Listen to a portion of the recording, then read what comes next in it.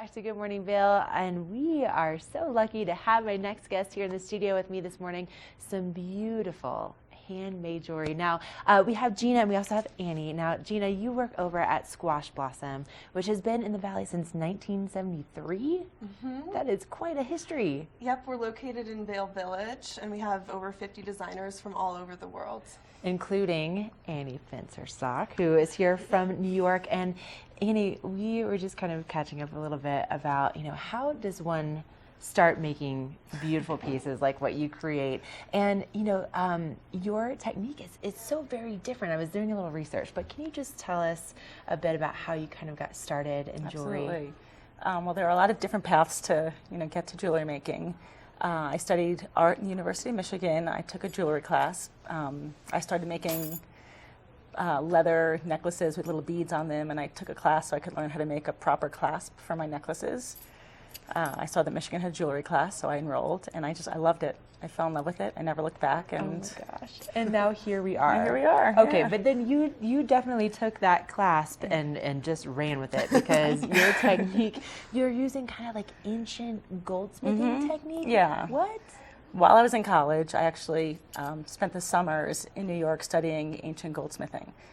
So I learned granulation, fusing, metal-to-metal bonding, chain weaving, all those techniques, which I still actually utilize in my jewelry line now. Wow. So everything's entirely handmade.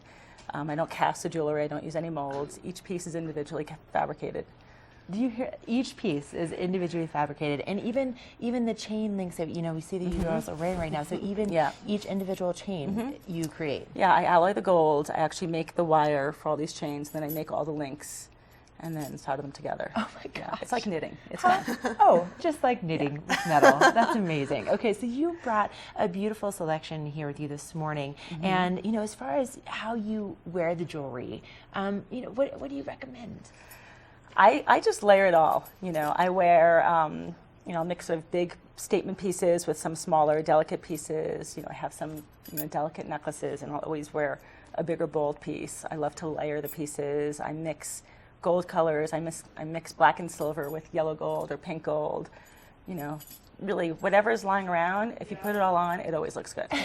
Well, with your collection, it certainly does. And so with some of the pieces that you brought for your trunk show, we can see some of them here. And the detail, and it's just so, you have the goldsmithing, but then you also have this really kind of cutting edge flavor to it. So really, really beautiful. But then, if people are thinking like, man, I would love maybe a custom piece. Do you do that? Absolutely, yeah. Awesome. I can work with a client. I can reset client stones. If they have an old engagement ring that they're not really so into anymore, I can reset that. I can take stones out of their grandmother's brooch, and put them into a cuff. Something like this is great. It lends itself to any kind of design, any kind of stones.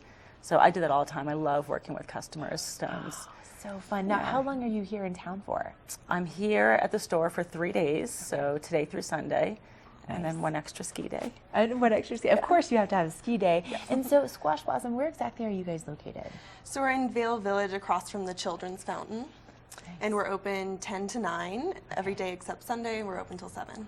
Okay, so a lot of hours to stop in this weekend and see Annie and try on some of these beautiful pieces. Now, with the pieces that you brought in, so you have some gorgeous earrings, and then also the rings and the necklaces, and they're all, again, like you hand make everything, but they really are very different from each other. You can see some of the pieces here. So what are we looking at here?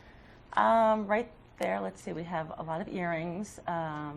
Those coming up are actually Pariba tourmaline slices set with emeralds and diamonds. There's a ruby ring under that pair of earrings.